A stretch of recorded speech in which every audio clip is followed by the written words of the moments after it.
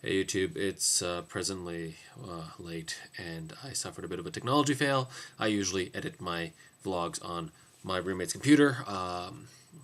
It didn't work on my computer and didn't work on my sister-in-law's computer. Well, it is. This is it. But essentially, I liked the vlog and I didn't want to redo it, so I filmed the vlog on eyesight.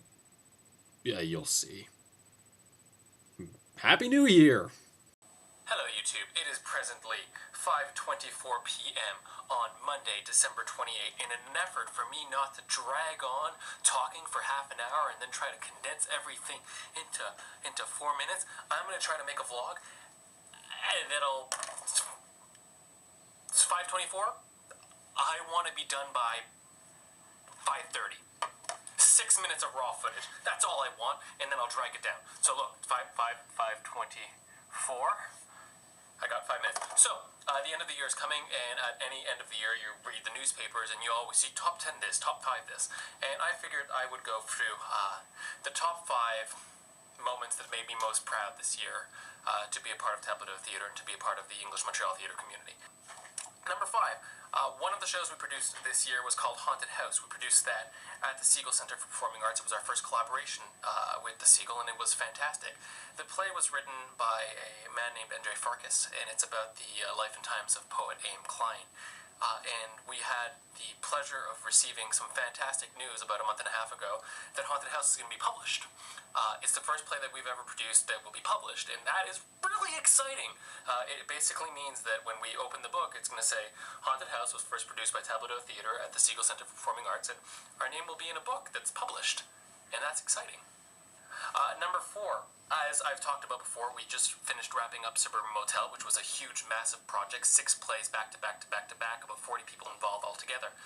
One of Mike and I's ideas prior to, when we were starting to think about how we wanted to sell the show, was to get everybody together in a room, a motel, and take a picture, very like magnum face, and then it would be like, hey, look at all of the hot and intense, beautiful, talented people who are working in Montreal English Theatre. At first we thought we could fit everybody into a motel room, kind of sleazy motel room, because that's the kind of motel that Suburban Motel is, but we couldn't, so I called my cousin, who runs a very nice hotel, and she was gracious enough to work out a room for us.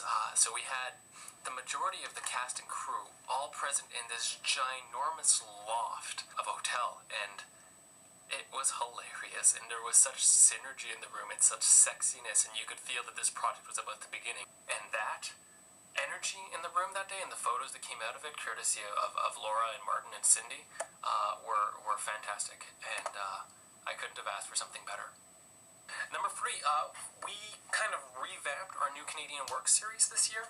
And what we did is we put a call out for new plays, in the hopes that people would send us their plays, and then we would read them, and the selected plays would receive stage readings and dramaturgy, and so they could further develop themselves in their own process and hopefully be ready for a full production sometime next year or the year after.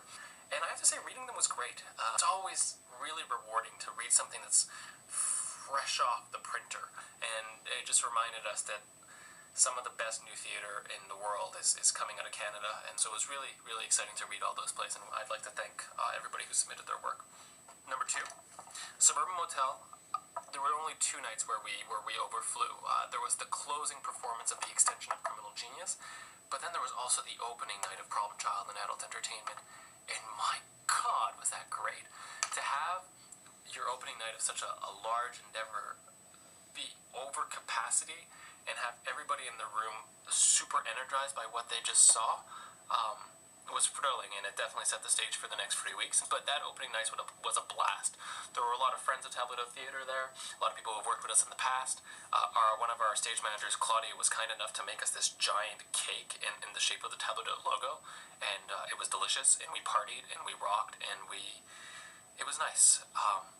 And on that note, I'm not usually a very social guy. I'm kind of the one who leaves during opening night parties and closing night parties, and Mike does the whole schmoozing thing. I think it says something that I'm starting to feel comfortable enough to,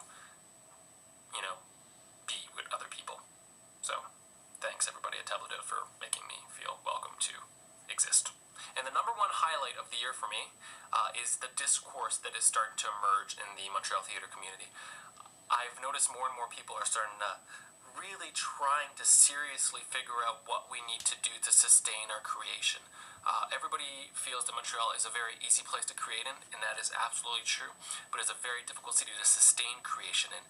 And whether it be through the QDF Media Symposium that happened at the Montreal Fringe Festival, or just generally the fact that a lot of people on their Facebook statuses are starting to ask more questions as to, what are we doing right, what are we doing wrong, what can we do better, whether it be the blogs that are emerging, there's a discourse that's happening, people are talking to each other, and we're trying to figure out what we need to do to make sure that we can keep creating at the level we are presently creating, that we can keep challenging ourselves, and that we can keep developing our audiences. And the fact that that discourse is happening is effing beautiful. So thank you everybody who's taking part in the dialogue. Thank you for everybody who's listening. Thank you. So that's it. That was my vlog. I didn't rant on too long. 5:30! Yeah!